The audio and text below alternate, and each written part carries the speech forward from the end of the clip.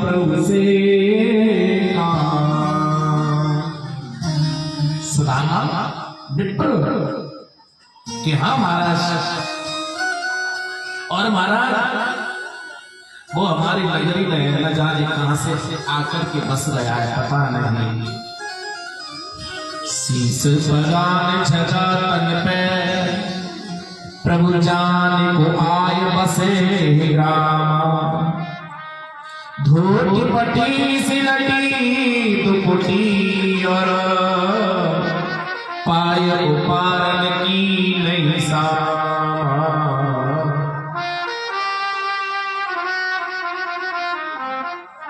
द्वार खड़ो तज दुर्बल एक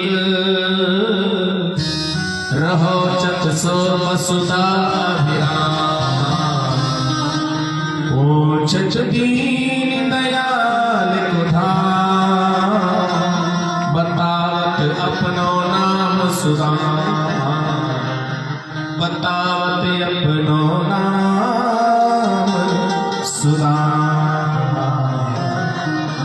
जब पहरेदार ने जब इतनी बात बताई तो महाराज भगवान जिस अवस्था में थे ना, भगवान ऐसे ही दौड़ पड़े।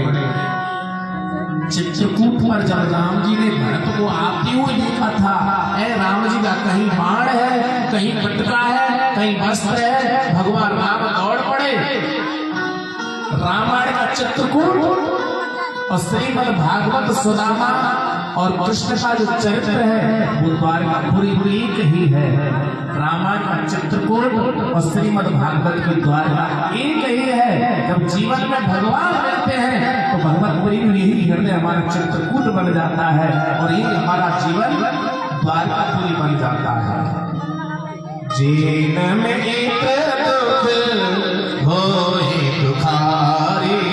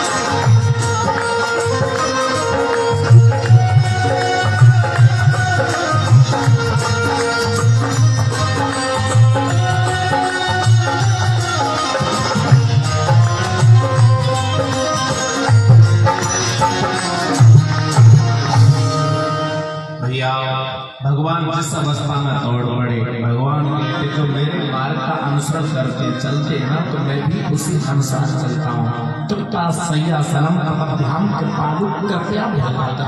भगवान जिस अवस्था में थे दौड़ पड़े। जैसे ही श्री कृष्ण उस द्रौपदी ने पुकारा ना तो भगवान पल क्षण में दूसरा युद्ध के साथ पहुंचे, वस्त्राकार बढ़ा दिया, धर्म की रक्षा कर दी। ऐसे भगवान जिस अवस्था में थे पल में दौड़ पड़े। पूरे महलों में हलचल मचने की बात क्या है कि पता नहीं, कोई द्वार पर आया है मिलने वाला, बस सेवक ने कोई सूचना दी तो दौड़ पड़े। भैया भगवान आए, सुदामा को जब देखा है ना तो अपनी बाहों में भर लिया। जैसे रामचरितमानस में भरत और राम मिले थे। भरत बहुत रोए। राम जी ने जब सुना कि हमारे पिता का वियोग हो गया है तो बहुत दुखी हुए। राम जी ने गुरुदेव को प्रणाम किया, माता को प्रणाम किया, लेकिन सुदामा की जब दशा को भगवान ने देखा है ना, उस समय पर वो दशा है देख देखी नहीं जाती है। भगवान ने सुदामा के पीठ को आंसुओं से भिगा दिया, फूट फूट के रोए। धन्य है भैया ऐसे मित्र जो अपने मित्र के लिए दुख में है रोता है, उसके दुख को अपना दुख समझता है, वही तो मित्र है। दुनिया में भैया खाने पीने वाले, ओढ़ने बिछाने वाले, जेब को काटने वाले बहुत मिल जाते हैं, लेकिन तुमको अपना समझना है। ये कथा हमको ये शिक्षा देती है कि सुदामा का जीवन निर्भय था, प्रेम का था। भरत और राम मिले चित्रकूट पर और द्वारकापुरी के द्वार पर भगवान कृष्ण सुदामा मिले तो महाराज गदगद हो गए, आंखों में आंसू बहने लगे। मम गुण गावत पुलक शरीरा, गद गद मेरा नैन बैरिया,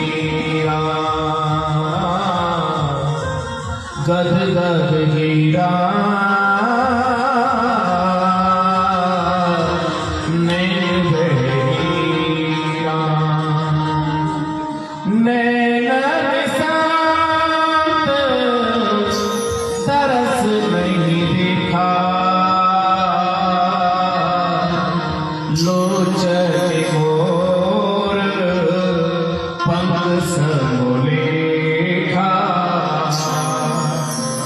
कृष्ण भज कृष्ण भज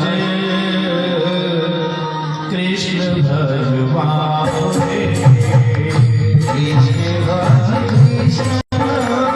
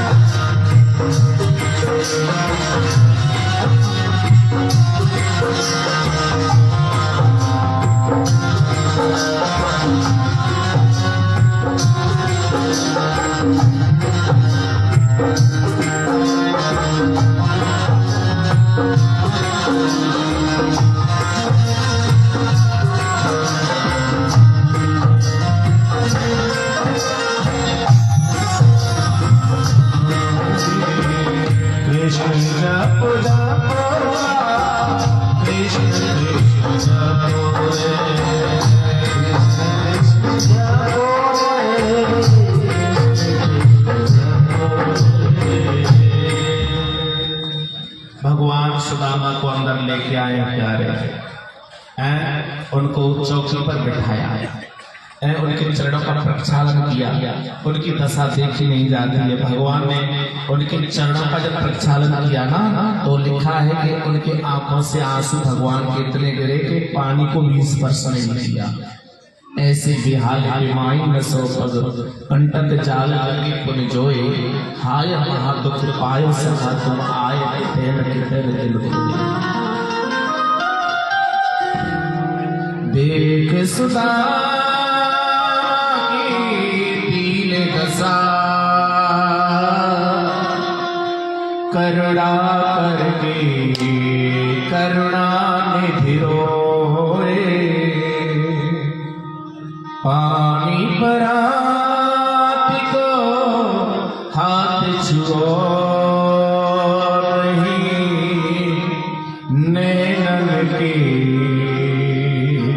सो पग धोए, नैनन के जल सो पग धोए। धन्य है सुदामा महाराज, जो तीनों लोकों का स्वामी आज नीचे बैठा है, भगवान चरण का प्रक्षालन कर रहे हैं। तो पता है सुदामा के लिए भगवान ने अपने सिंहासन पर बिठाया और भगवान स्वयं नीचे बैठे। कभी कभी भगवान ने अपने भक्तों के चरण रज को भी अपने शीश पर धारण किया।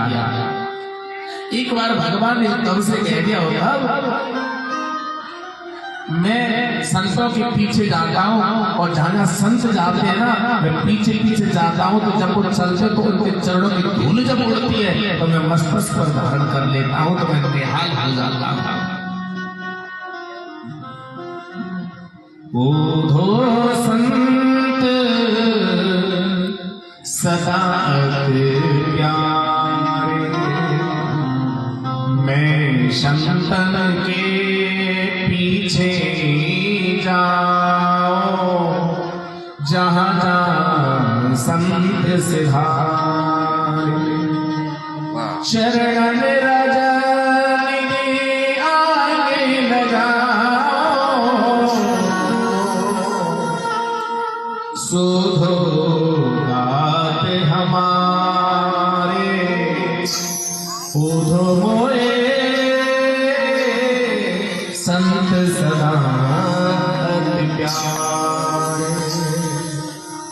तो आज भगवान कृष्ण की नगरी में पता है सुदामा भले मित्र है, लेकिन वो किसी संत और भगवंत से कम नहीं है महाराज। वो नीचे बैठे हैं, माथे पर तिलक लगाया, पुष्पों की माला पहचाए और उनकी आरती उतारे, हाथ जोड़ के प्रार्थना करने लगे कि भैया आप न जाने कितने दिनों से कहाँ रहे हैं, आप मुझे आशीर्वाद दो भैया। हम दुनिया में व्यवहार में, दुनिया में हम पैसे वाले हो सकते हैं, बड़ी उम्र वाले हो सकते हैं, लेकिन सबसे बड़ी उम्र वाला व्यक्ति तो वो है जिसके पास में आत्म धन का खजाना है, राम धन खजाना है। परिचंदों समय पर भगवान बैठ गए, आशीर्वाद भगवान को अपने पक्ष स्थल से लगाया। रुक्मिणी जी आ गई हैं, कहा कि महाराज ये हमारी प्राण प्रिय पत्नी प्रथम विवाह किया था, इनके साथ में को आशीर्वाद है, आशीर्वाद दिया सौभाग्यवती हो। सत्यभामा आई, जाम्बवती आई, कालिंदी आई, भद्रा आई, सब आई। एक के बाद दूसरी, तीसरी, पांचवी, छठवीं, 10वीं, 15वीं, 16वीं, 11वीं। सुदामा कहने लगे भैया एक बात बता कृष्ण, ये सब अपनी है कि कोई इधर उधर आस पास पड़ोसी गांव की क्षेत्र की आ रही है, भीड़ भीड़ बढ़ती जा रही है, ये मेरी समझ में ना आ रहा भैया। कन्हैया कहने लगे भैया ये सब अपनी है और कोई ना कहे कर तो तेरी शादी करना, ऐसा कर भैया राजमहल में एक साथ सबको खड़ी कर ले और एक ही बार में इनको मैं आशीर्वाद दे दूंगा, सौभाग्यवती भव। भैया जब आप किसी गुरुजन संत के चरण वंदन करते हो, तो मैंने एक दिन बताया था, आपका सीधा हाथ सीधे पैर पर जाए, आपका लेफ्ट हाथ लेफ्ट यानी बाएं पैर पर जाए और उसके अंगूठों के चरण की रज को माथे पर लगाए तो चरण छूने का फल मिलता है। किसी गुरु पदे नख मन गले ज्योति सुमिरत दृष्टि ही होती, सुमिरत दृष्टि ही होती। जो हमारी दो आंख है ना, तीसरी आंख अब खुलती है जब संत की और गुरु की जब कृपा होती है। एक निवेदन कर दो, बसंत जब ऋतु आती है तो संसार में अपना श्रृंगार लेकर के आती है, और जिस घर में सच्चे संत पदार्थ है तो महाराज पूरा लौकिक राज और पाठ लेके आते हैं। एक संत के साथ में रहना जितना अच्छा है कि वो न जाने परमात्मा से कब मिला दे, एक राजा की राजधानी में जितना रहना अच्छा नहीं है कि न जाने वो अपनी दुनिया से हमको कब बाहर कर दे। इसलिए संत के साथ रह लेना, चाहे भले से दिक्कत चला के अपना जीवन निर्वाह करना पड़े, लेकिन संत के साथ डंडे खा लेना, गाली खा लेना, रूखी टुक्कर खा लेना, लेकिन संत का कभी पीछा मत छोड़ना। संत और बसंत जीवन में हमारे लिए शिक्षा देते हैं कि संत आपको हमारा उद्धार कर देते हैं। भगवान कृष्ण कहते हैं भैया आपने मेरा राजपाट धन्य कर दिया। वो घर बेकार है जिस घर में दीपदान नहीं जलता, जो घर बेकार है जिसमें कोई संत और गुरु घर में नहीं आते। महाराज अपना पेट भरना, अपने बच्चों का लालन पालन करना, बैंक बैलेंस करना, ये तो साधारण लोग कर देते हैं। ये तो बड़ी तपस्या की बात होती है जब संतों का आशीर्वाद हमारे घर पर पड़ता, नहीं तो वो घर संसार है। आंखों में आंसू है। सुदामा ने कृष्ण को अपने 25 तन से लगा लिया है, उनको सुंदर भोजन कराने का आदेश दिया। इसके बाद उनको शयन कक्ष में ले गए और भगवान कृष्ण जी के चरणों की तरफ बैठे। इसलिए संस्कृति कहती है संतों के सामने, गुरु के सामने, माँ बाप के सामने हमारी संतान को हमारी संस्कृति के अनुसार उनके नीचे बैठना चाहिए, न कि उनके सराहना। भगवान आयतों की तरफ बैठ गए, चरण दबा ले। कभी कभी मैं निवेदन करना चाहूंगा, आपके बालक बनते हैं बिगड़ते क्यों? क्योंकि 7 दिन के अंदर जो रविवार आता है, एक बार 7 दिन अपने बालकों की, अपनी बालिकाओं की, घर वालों की एक बार संस्था में मीटिंग लिया करो। कोई गड़बड़ तो नहीं कर रहा। परिवार को संभालने वाले, परिवार को बिगाड़ने वाले केवल तुम हो। तुम बदलोगे, युग बदलेगा, तुम सुधरोगे, जग सुधरेगा।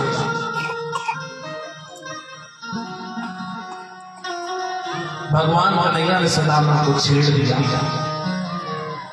भैया शादी वादी है ना भाई तुम्हारी, देख भैया शादी वादी पहली, वाह शादी भी कर ली, बाल बच्चे के बच्चे भी हो गए, वाह मित्र को भूल गया, वैसे दोस्ती पक्की रखता है। सुदामा बोले कि भैया दोस्ती पक्की, खर्चा अपना अपना। ना ना ना ऐसे नहीं भाई, तो तूने मुझे निमंत्रण गिरा दिया। एक बात बताए कन्हैया, मैंने तो एक शादी करी तो मुझसे भूल है गई, और तू अपनी कह तेरे तो एक ना 16,108 शादी करी, तेरे को मैं याद करूंगा मैं। भगवान कह बोले चल तेरी भी गलती और मेरी भी गलती, दोनों की माफ है। चल चल, उम्र में तो तुम ही बड़े हैं ना। हाँ उम्र में तो नहीं बड़ा हो, तो छोटा तो नहीं हो क्या? हाँ तो पता है जब बड़ा भाई नई नई शादी करके नई नई बहू घर में ला गए तो भाभी की गोद में देवर बैठे और भाभी अपने देवर को कछु कछु दक्षिणा जरूर दे। तो मेरे भाभी ने मेरे भाई कछु जरूर भेजा होगा। अब तो सुदामा जो चावल की पोटली थी है सराने रखी हुई, कभी खाक में छुपाते हैं। भगवान कहने लगे कैसे करा रहे, बात क्या है? कोई दर्द वर्द है क्या? कोई सेवा में कमी है क्या? सेवा विवाह में तो कमी है। तो फिर श्याम कही मुस्काय सुदामा, सुचूरी बात अबोल प्रवीण। श्याम कहने लगे अरे सुदामा तुम्हें याद है आज जब हमारी भाभी ने हमारे भाई कछु भेजा है तो उसमें भी दुराव करते हैं। एक बार गुरु माता ने हमको चने चवाने को दिए थे, आपने खा लिए, हमको नहीं खिलाए, बस इसी का दंड आज तुम भोग रहे हो। आगे चना गुरु मात दिया ली तुम चाव हमें नहीं दी, पोटली काक में चाप रहे तुम खोलत नाही सुधारस मीने। पिछली बात भूल है और अब भी कोई अपना पकड़ने के लिए जा रहे हैं। भगवान दौड़ के सराहने की तरफ पहुंच गए और कांख से पोटली को खींच लिया और मेरे कन्हैया ने भैया पोटली को खोल लिया और भगवान खोल करके देखते कि उसके अंदर बहुत सुंदर चावल है और भगवान ने मुट्ठी भर ली,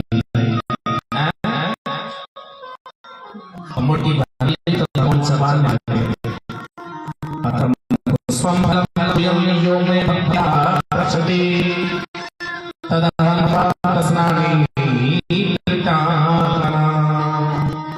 दूसरी मुट्ठी भरी उसको चबाने लगे, तीसरी मुट्ठी जैसे भरी तो रुक्मिणी ने हाथ पकड़ लिया, महाराज रुक जाओ, आज ब्राह्मण देवता पर बड़े गरज रहे हो, कुछ ख्याल है?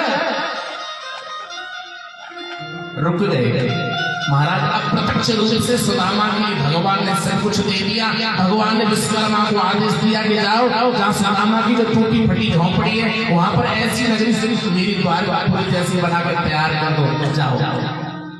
सुदामा कुछ दिन रहे, फिर उनको विदा करने लगे और भगवान कहने लगे सुदामा ये आपका ही घर है, चाहे जब आओ जाओ,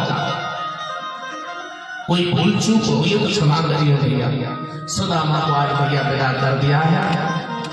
और सुदामा जब वहां गए झोपड़ी को नहीं पाया तो महाराज बड़े दुखी हुए कि कहाँ गए। लेकिन सुशीला अपने राजमहलों से बाहर आई, सुंदर थाली लेकर अगवानी करने के लिए आई तो देखा कि ये कहाँ से मिला कहाँ से, सब उन्हीं की कृपा है। सुदामा उस कुटिया में उस महल में नहीं रहे, बाहर रहने लगे। सच्चे भक्त की पहचान यही होती है। जब राम जी ने राजगद्दी का त्याग कर दिया तो भरतलाल उस राजगद्दी पर नहीं बैठे, नंदी ग्राम में निवास करने लगे। इसलिए सुदामा स्वयं भरत के समान त्यागी पुरुष है। जीवन कोई धन्य होता है प्यारे जब हमारे जीवन में त्याग होता है, भक्ति होती है, ज्ञान होता है, वैराग्य होता है। तो सुदामा की कथा से जीवन में ये शिक्षा मिलती है कि जीवन में कितना भी संकट आए, कितनी भी विपत्ति आए, कितने भी पहाड़ टूट जाए, लेकिन हर पल हर क्षण हमारी जुबान से निकले कि हे गोविंद मैं तेरा हूं, तू मेरा है, बस ये जीवन नहीं टूटे। ये भगवान के साथ में संबंध बना लेना तो जीवन तुम्हारा धन्य हो जाएगा। सुखदेव जी महाराज कहते राजा सुदामा चरित्र को पाख्यान के बाद में भगवान श्री कृष्ण ने माँ देवी के लिए जो 6 पुत्र मार दिए थे तब भगवान ने इनका दर्शन कराया। तीनों देवताओं में जो श्रेष्ठ थे उनकी परीक्षा करने के लिए भृगु जी को भेजा है। तो भगवत पुरी में यहाँ पर भृगु जी ने तीनों देवताओं में श्रेष्ठ भगवान श्री विष्णु को श्रेष्ठ माना है। इसलिए श्रेष्ठ है तो केवल आचरण वाला है कि मेरे माल जन सोहिता मोहे कपट छल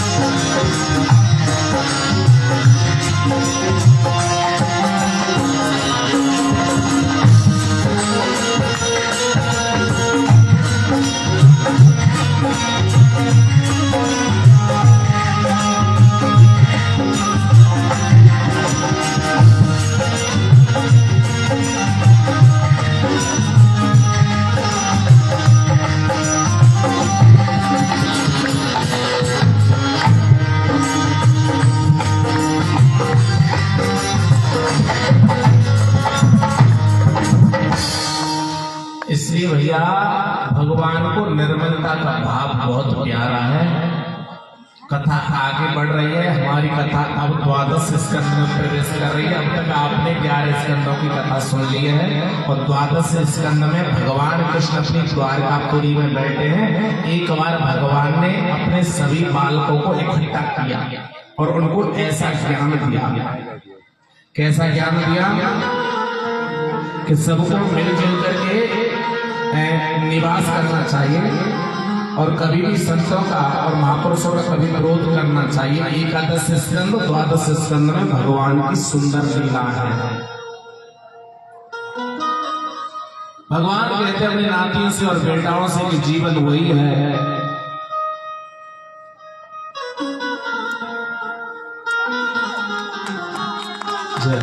बोलो सांची दरबार की जय।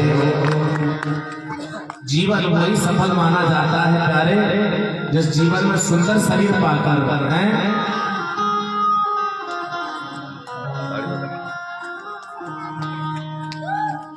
इसलिए भगवान का दीवाना बनना है तो भगवान की प्रत्येक बातों का हमें अमल करना पड़ेगा।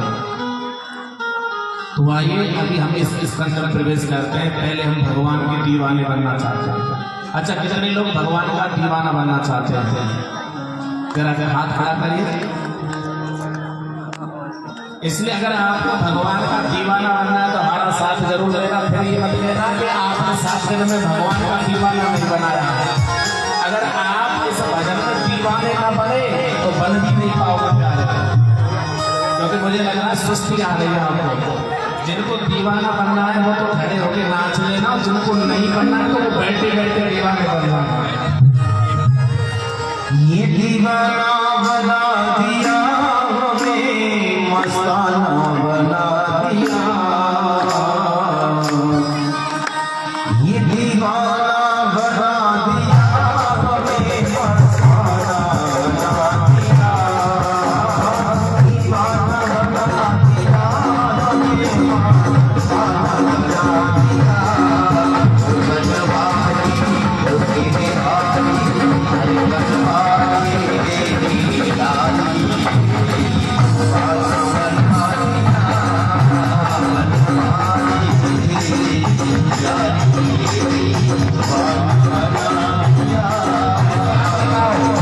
ऐसे भगवान के दीवाने बन जाओगे।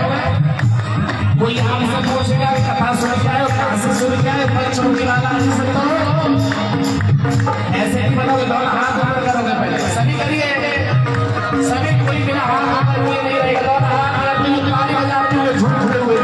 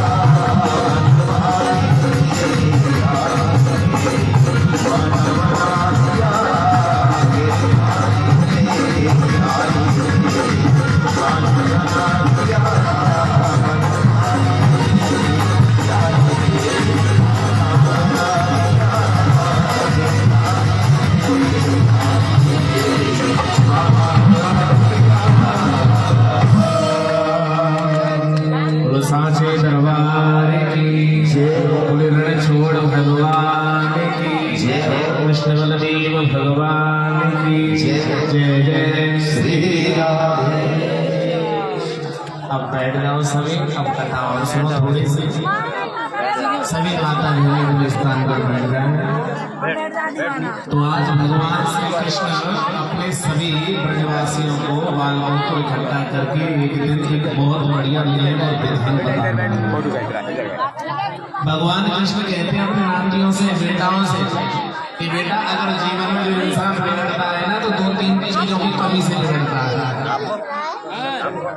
रूप यौवन संपत्ति प्रभुत्वं विवेकता एकैकमप्यन्नाथं किमत्र चतुष्टयम्। भगवान कहते हैं तुम बड़े सुंदर हो, अच्छे हो, इसलिए तुम्हें बड़ा सावधान रहना चाहिए। अगर कोई घर में बालक सुंदर पैदा हो जाए तो माँ बाप को निगरानी करके रखना चाहिए, क्योंकि बिगड़ने के चांस बहुत होते हैं। इसलिए रूप यौवन, ऐसे भैया यौवन है, जवानी है। एक दिन मैंने बताया था कि लगा दे आग पानी में जवानी उसको कहते हैं, लुटा दे बाप की दौलत हरामी उसको कहते हैं। सबसे बड़ी सुंदर जवानी वही है भैया जो किसी की सेवा करती है, वो जवानी है। ऐसे ही संपत्ति है, अगर घर में अधिक पैसा बढ़ जाए तो किसी की मदद कर देना। ऐसे पद मिल जाए तो पद का अभिमान मत करना। इसलिए भगवान ने अपने सभी ब्रजवासियों के लिए सुंदर शिक्षा दी और साथ में ये भी कहा था कि बेटा अतिथि अगर कोई भी द्वार बनाए, संत जन आए तो उसकी सेवा करना।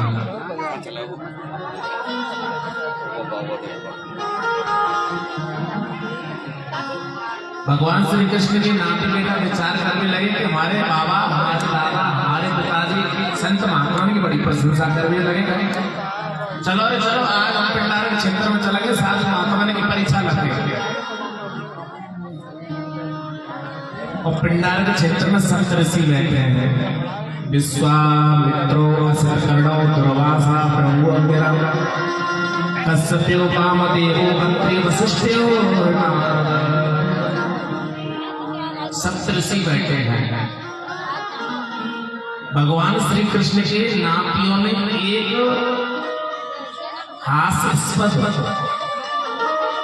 हंसी करने के लिए, महात्माओं की मजाक करने के लिए एक खेल खेला। और वो खेल कौन सा था? जो भगवान श्री कृष्ण का एक पुत्र था सांब, उसको क्या किया? उसको स्त्री की धोती पहनाई, साड़ी पहना करके उसको स्त्री का रूप बना दिया और उसके पेट से दुनिया भर के कपड़े और बांध दिए। कपड़े बांधकर स्त्री का रूप बनाकर सप्तऋषियों के पास में ले गए कि महाराज जी हमारी पत्नी है, आप ये बताओ योग दृष्टि से कि इससे होने वाली संतान लड़का होगी कि लड़की? भैया ऋषि तो ऋषि होते, तपस्वी तो तपस्वी होते। कल मैंने बताया था कि भगवान की, संत की और गुरु की कभी परीक्षा मत लेना, नहीं तो विनाश हो जाएगा। इसलिए सांब नाम के लड़के को स्त्री की साड़ी पहना के पेट से कपड़ा बांधकर ऋषियों से कहा कि बताओ महाराज इससे क्या पैदा होगा। ऋषि योग दृष्टि वाले थे, तपस्वी थे। उन्होंने कहा तुम कृष्ण के पुत्र और नाती हो, हमारा मजाक बनाने आए हो क्षेत्र में, इसलिए इसके पेट से ना तो लड़का होगा न लड़की होगी, इसके पेट से एक लोहे का टुकड़ा पैदा होगा जो तुम्हारे कुल का नाश कर देगा। इसलिए वो बालक बड़ा है, उन्होंने क्या किया, उसके जल्दी से कपड़े हटाए और जैसे कपड़े हटाए तो महाराज उस कपड़े में एक लोहे का टुकड़ा पड़ा। कहा कि महाराज ये तो बहुत बड़ी हो गई महात्माओं की, ये अपमान करने का इतना बड़ा था। साधु अवज्ञा तुरंत भवानी कर कल्याण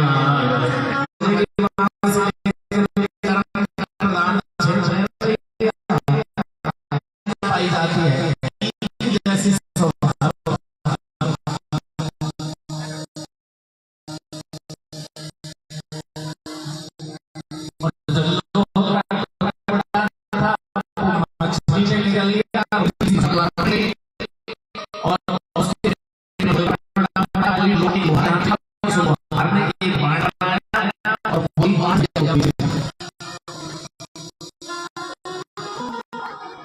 और बलदेव जी समझ रहे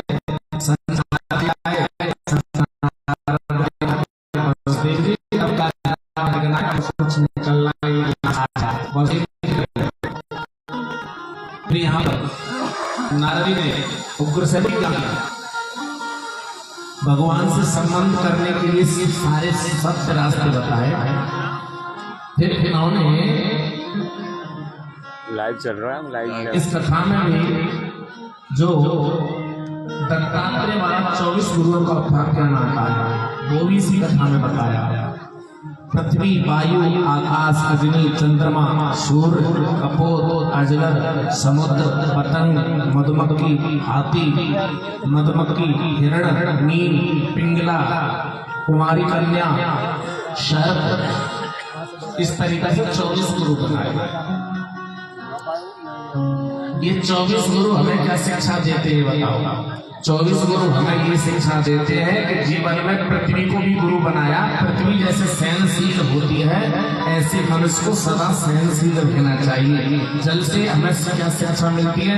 जल जैसे शीतलता का त्याग नहीं करता ऐसे मनुष्य को अपनी शीतलता का और ज्ञान का त्याग नहीं करना चाहिए। मधुमक्खी से क्या शिक्षा मिलती है? मधुमक्खी शहद इकट्ठा करती है लेकिन कोई दूसरा शहद का उपयोग करता है इसलिए उसको छोड़ देती है। ऐसे संत को और ज्ञानी को धन इकट्ठा नहीं करना चाहिए, समाज में और लोक हित में लगा देना चाहिए। सागर को गुरु बनाया, सागर ऐसे गंभीर होता है ऐसे संत और ज्ञानी को अपनी इंद्रियों में गंभीर रहना चाहिए। उन्होंने अग्नि को गुरु बनाया। अग्नि जिस तरीका से ढेर सारे पूरे करकट को जला करके भस्म कर देता है ऐसे ज्ञानी अपनी वाणी से, अपने प्रवचन से अंधकार में सोए हुए व्यक्ति के जीवन में प्रकाश कर दे और अज्ञान रूपी कूड़े को जला करके राख कर दे। चंद्रमा को गुरु बनाया। जीवन में इससे क्या शिक्षा मिलती है? अगर परिवार में 100 पुत्र हो जाए, 50 पुत्र पैदा हो जाए तो उनसे कोई फायदा नहीं है। आसमान में चंद्रमा एक ही काफी होता है, लाखों तारों की कोई जरूरत नहीं है। अगर परिवार में एक पुत्र होगा तो वो तुम्हारे कुल का नाम रोशन कर देगा। अगर सारे के सारे पुत्र कुपुत्र हुए तो तुम्हारे कुल का विनाश कर देंगे। इसलिए उन्होंने ये इससे शिक्षा ग्रहण करी और उन्होंने एक और गुरु बनाया जिसका नाम है क्या? भौरा। भौरे से शिक्षा क्या मिलती है? भौरा पुष्प से मकरंद ग्रहण करता है, कमल से। और कमल की विशेषता ये होती है कि जब सूर्य उदय होता है तो कमल की पंखुड़ियां खिल जाती हैं, जब सूर्य अस्त होता है तो कमल की पंखुड़ियां सुकड़ने लग जाती है। ऐसे ही भौरा जब मकरंद लेने के लिए सरोवर पर जाता है तो भौरा उस पर बैठ जाता है और विभोर हो जाता है, उड़ना और चलना भूल जाता है और धीरे धीरे भौरा उसी कमल में फंस जाता है। इतने में उसी सरोवर पर कोई हाथी आता है और हाथी जल ठंडा जाता है, कभी सूंड में जल भरता है, कभी फेंकता है और सुंदर खिलते हुए कमल के पेड़ पौधों को भी तोड़ देता है। ऐसे भैया ये संसार एक सरोवर है, इसमें हम और तुम वासना के पीछे बंद हो गए हैं। सुखदेव स्वामी कहते हैं 24 गुरुओं का उपाख्यान होने के बाद में फिर उन्होंने भगवान समझ रहे, बलराम समझ रहे कि अब तो यदुवंश से वो श्राप आते आए। बलराम तीर्थों की यात्रा को निकल गए चुपचाप और भगवान श्री कृष्ण ने उद्धव को ज्ञान दे दिया कि जाओ भद्रकाश्रम चले जाओ, जो ज्ञान दिया है मैंने उसको ग्रहण करो। उद्धव भद्रकाश्रम चले गए। इधर में भगवान ने अपने नाती बेटा को बहुत समझाया लेकिन समझ में नहीं आया। आपस में लड़ने लगे, भिड़ने लगे, आपस में लड़ते रहे, भिड़ते रहे। महाराज बहुत समझाया और जहां तक है भगवान कृष्ण पर भी आक्रमण करने को तैयार हुए तो भगवान अर्जुन से बोले, अर्जुन जाओ तुम द्वारकापुरी जाओ, जितनी बार उस द्वारका में रहने वाली गोपकन्या है उनको लेकर के आओ। नहीं मैं तुम्हारी सेवा में रहूंगा, फिर चीज आप जब तक रहो कोई बात नहीं है। भगवान ने अपने नाती बेटाओं को बहुत समझाया। परीक्षित युद्ध भिड़ गया, 2-4 यदुवंशी इधर उधर चले गए। कहा जाता है परीक्षित उस समय पर जो यदुवंशी थे इधर उधर चले गए, तो फिर इसके बाद में भगवान श्री कृष्ण एक पीपल के पेड़ के नीचे बैठ गए और अपने बाएं पैर पर अपना दायां पैर रख करके पड़े थे। तो उसी समय पर जो पहेलिया था उसने बाण मारा और भगवान के श्री चरणों में आके लगा।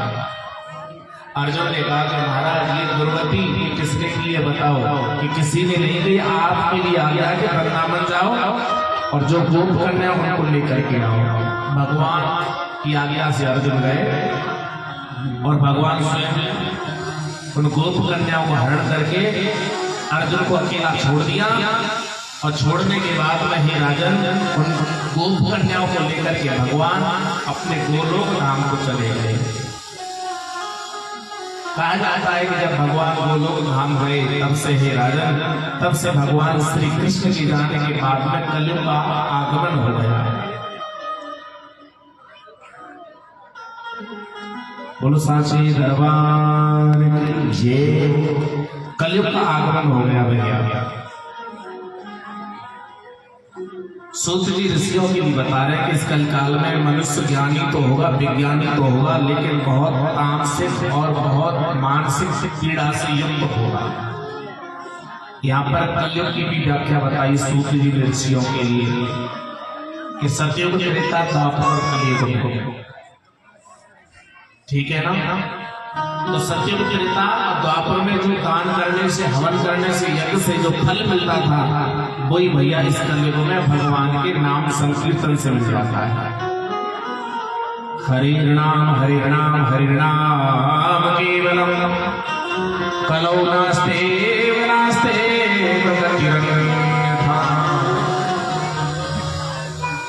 इस कलकाल के बढ़ने पर मनुष्य की दुर्गति होती है, लेकिन भगवान का नाम का आधार लेता है तो पवित्र होता है। या सूत जी ने ऋषियों को ज्ञान दिया है, सुखदेव जी ने राजन परीक्षित को ज्ञान दिया है और नारद जी ने धर्मराज युधिष्ठिर को ज्ञान दिया है। यही श्रीमद् भागवत कथा है। सुखदेव जी ने राजन परीक्षित को आखिरी उपदेश दिया कि हे परीक्षित बता अब तू क्या सुनना चाहता है।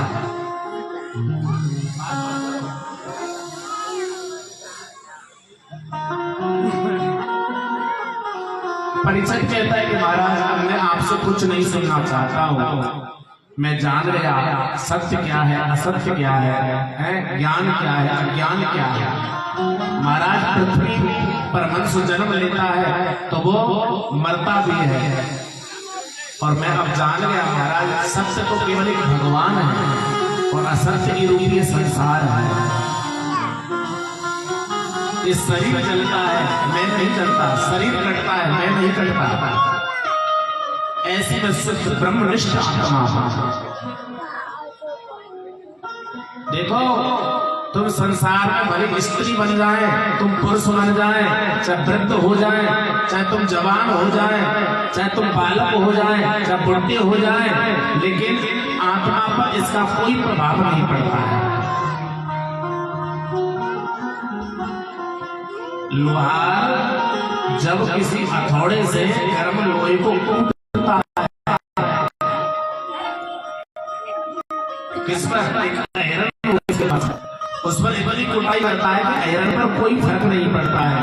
और जब कोई लोहार उस हथौड़े से कूट करके एक गर्म लोहे को एक आकार दे देता है, उसी में से खुरपी बनाता है, उसी में से फावड़ा बनाता है, उसी में से सांकल बनाता है, लेकिन आयरन पर कोई प्रभाव नहीं पड़ता है। नहीं देह तेरी शुद्ध हो तू बुद्ध हो, कूटस्थ हो निसंग नहीं देह से संबंध हो, छिटे जल पावक गगन समीरा, पंच रचित अभव शरीरा।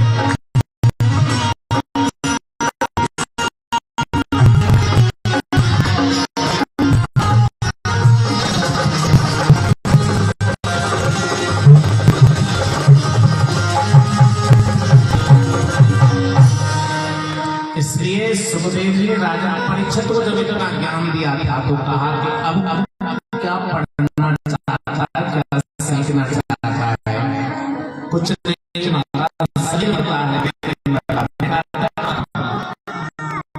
शरीर के अंदर जवानी, शरीर के अंदर सही बदलता है, लेकिन तुमको आत्मा शुद्ध बुद्ध आत्मा हो, ब्रह्मनिष्ठ आत्मा हो।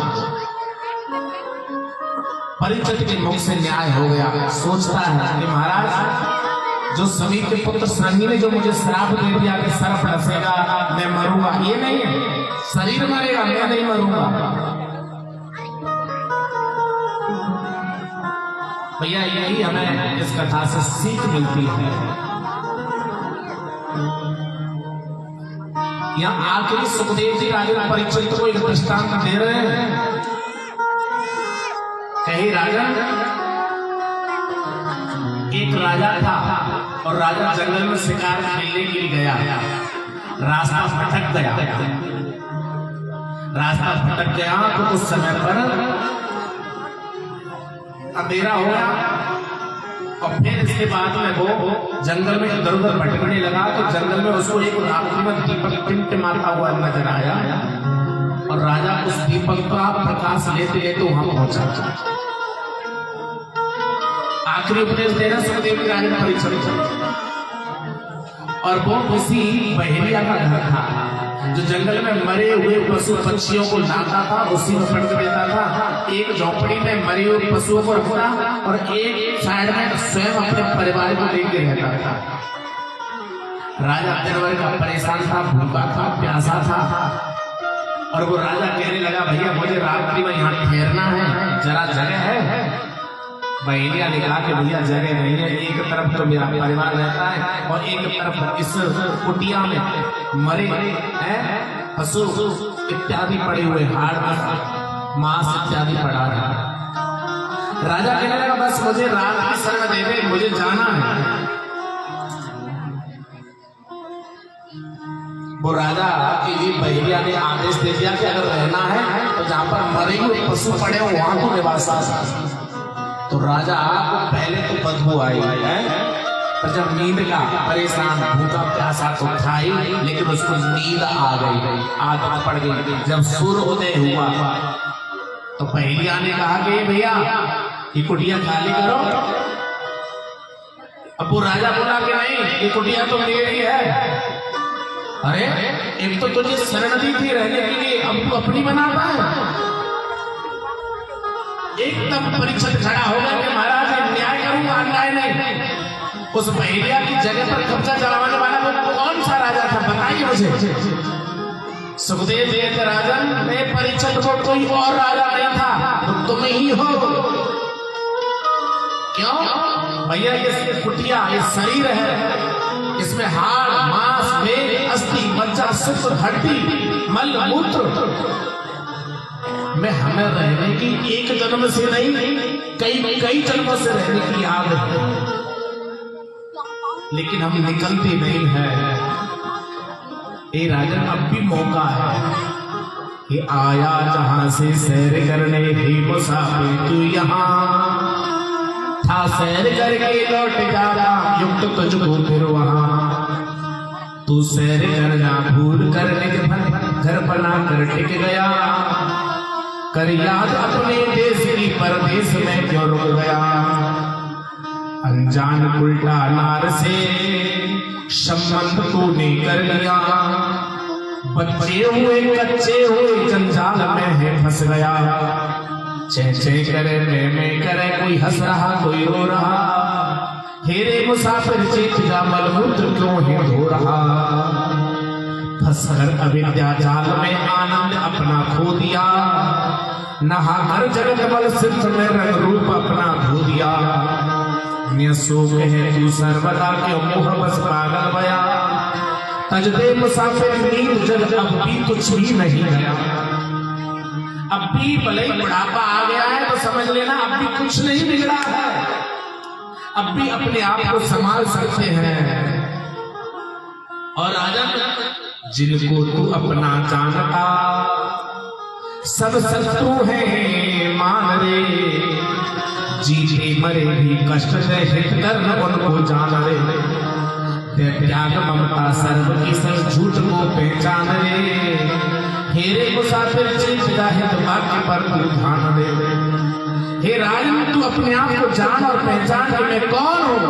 आखिर दयाल तू जान चुका ये माया का चक्कर है, और जान बूझकर इस चक्कर में तू क्यों होता घर चक्कर है। तू कहता माया मेरी, घर मेरा, घर बारी मेरी, ये सारी दुनिया मेरी है। तू पागल है, तू दीवाना जिसको अपना मान रहा। ये सब जगत मुसाफिर खाना है, पिता पुत्र भ्राता माता जितना तुझे दिखता है, ये सब परिवार स्वार्थ का नाता है। जो आए फंसा इस चक्कर में, फिर भी तू क्यों निकलता है।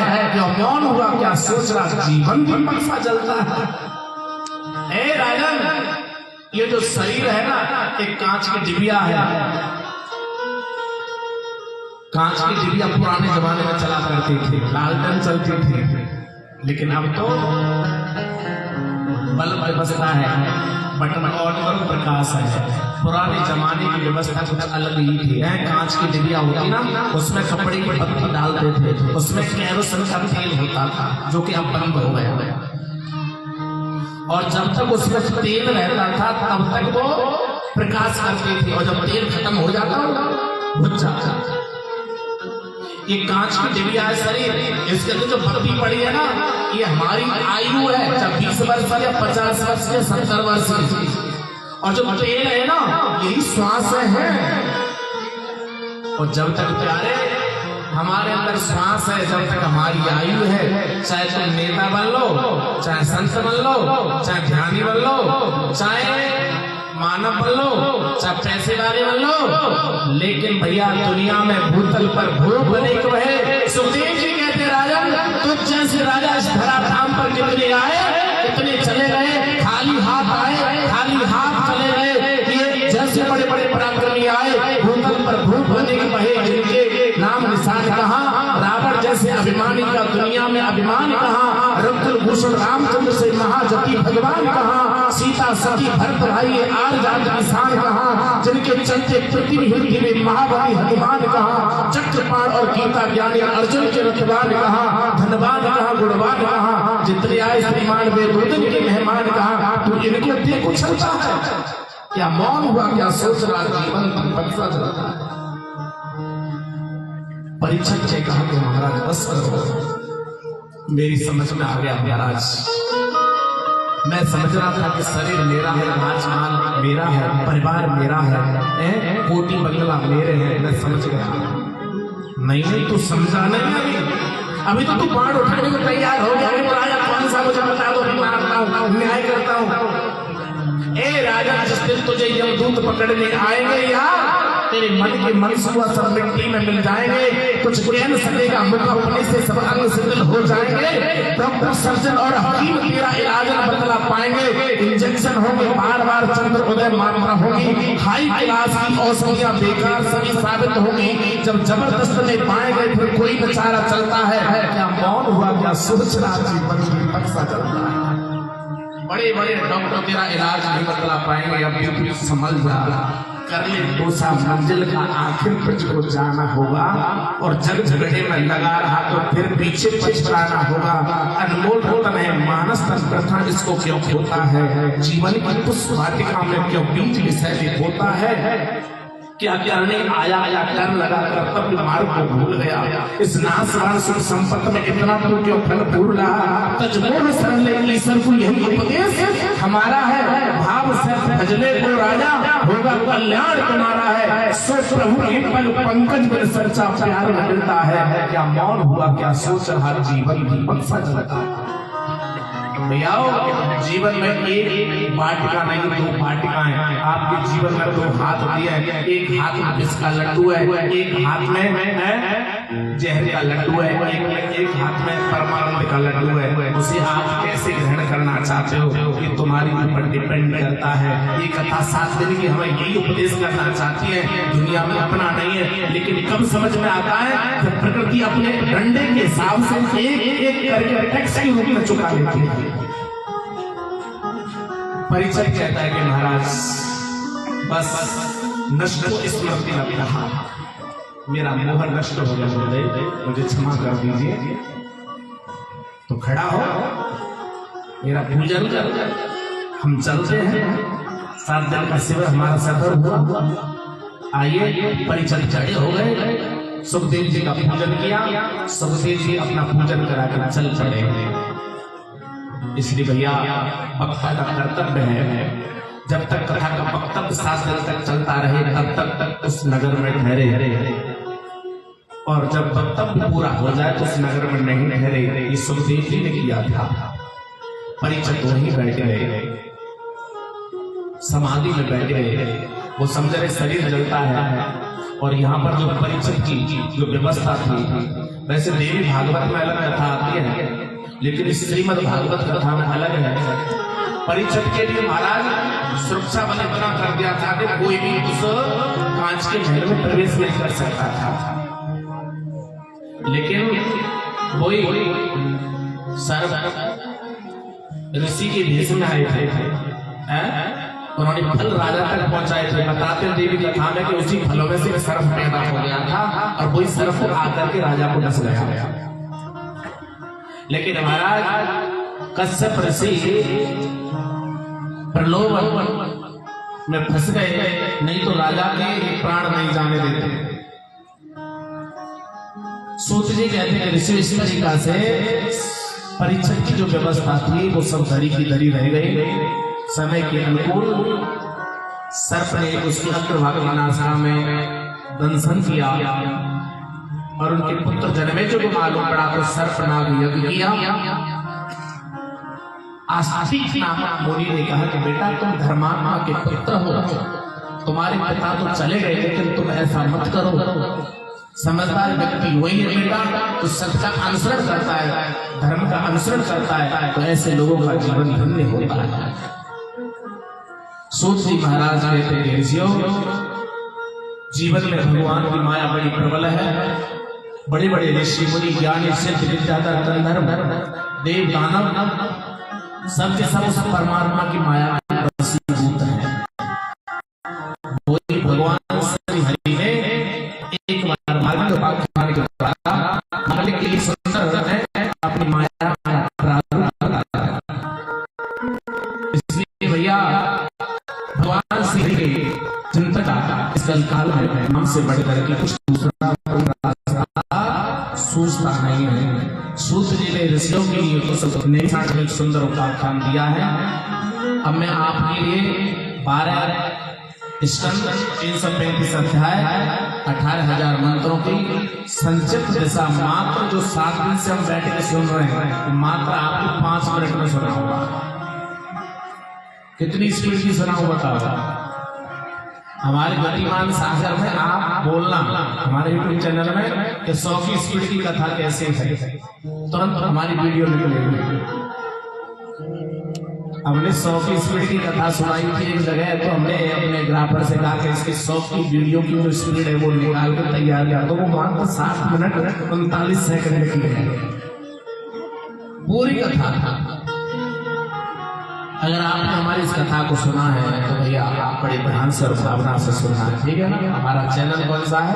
श्री गतिमान सागर। ये मन्नू जी जो हमने चैनल का नाम लिखा है ना, वो अपने नाम से नहीं लिखा। स्टूडेंट लाइफ का नाम था हमारा तेजेश्वर, लेकिन हमारी संप्रदाय वैष्णव संप्रदाय के अनुसार हमारा नाम था मणिदास, ठीक है ना। लेकिन हमारे चैनल का नाम अपने नाम से नहीं जोड़ा। हमने अपने इष्ट देव हनुमंत बलवंत महाराज के जो 5 भाई हैं, गतिमान, मतिमान, सत्यवान, केतवान, धृतवान, इन भाइयों के नाम से अपने चैनल को बनाया है। इसलिए हमारे चैनल का नाम क्या है? एक बार बोलो हाथ खड़े करें, श्री गतिमान सागर। कौन सा है? श्री गतिमान सागर। आप प्लीज उसको सब्सक्राइब करेंगे, शेयर करेंगे, एक दूसरे को बताएंगे।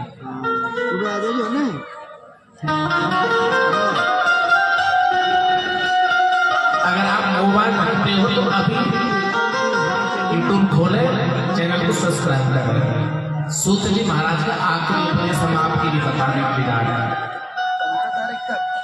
भैया श्रीमद् भागवत महापुराण में 18,000 मंत्र हैं, 12 स्कंद 335 अध्याय है, और कुल मिलाकर के ये बड़ी संख्या है। जो कि पद्म पुराण, लिंग पुराण, कलिक पुराण, अग्नि पुराण, ब्रह्मवद पुराण, 12 पुराण, स्कंद पुराण, वामन पुराण, मत्स्य पुराण, गरुड़ पुराण, ब्रह्मांड पुराण, नारद पुराण, पद्म पुराण, विष्णु पुराण, शिव पुराण, ब्रह्म पुराण, भगवत पुराण, ब्रह्मांड पुराण, इन 18 पुराणों की 4 लाख के बराबर संख्या होती है। इसमें सर्व होती है, मनमंत्र है। प्रथम स्कंद, द्वितीय स्कंद में भक्तियों की और श्लोक की व्याख्या है। तृतीय स्कंद में विदुर व्यक्ति का संवाद है, कपिल देवों जी का संवाद है। चतुर्थ स्कंद में सती चरित्र चरित्र है। पंचम स्कंद में देवती पाद की कथा है। जड़ भट्ट की उपाख्यानी कथा है। खगोल वृक्षों का खगोल भूगोल का वर्णन है। छठवें स्कंद में अजामिल उपाख्यान है। सातवें स्कंद में प्रहलाद चरित्र का उपाख्यान, नरसिंह जी भगवान प्रकट हुए प्रहलाद की रक्षा करी। आठवें स्कंद में भगवान श्री हरि समुद्र मंथन से जब प्रकट हुए तो मोहिनी, जब अमृत निकला तो मोहिनी भगवान प्रकट हुए थे। गजेंद्र उपाख्यान है। भगवान श्री हरि ने अवतार लिया। और नवम स्कंद में 2 वंशों की कथा है, जिसमें सूर्य वंश में भगवान राम आए, चंद्र वंश में भगवान कृष्ण आए। 10वें स्कंद में भैया भगवान कृष्ण की सुंदर कथा है। पूतना का वध किया, शंखासुर का वध किया, कृष्णावृत का वध किया, कुबेर के पुत्र मणिग्रीव इत्यादि का उद्धार किया। फिर इसके बाद में भगवान वत्सासुर, अघासुर, जहनकासुर, भगसासुर, कालीनाग मर्दन और भगवान ने गोवर्धन लीला, श्री लीला, महाराज की लीला। भगवान परिणाम को छोड़ के मथुरा पहुंचे तो मथुरा के पहुंचने पर भगवान ने चाणूर अनुष्ठी का वध किया, धनुष को तोड़ा, कंस का वध किया। गुरु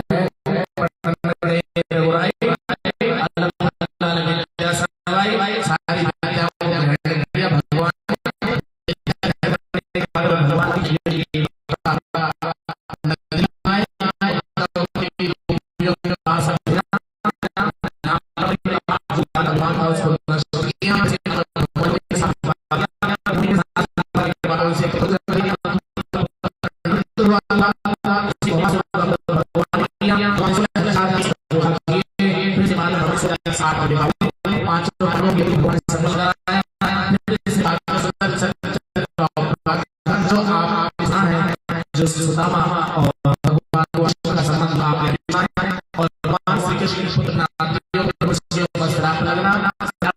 पुत्र उनका नाम सुना।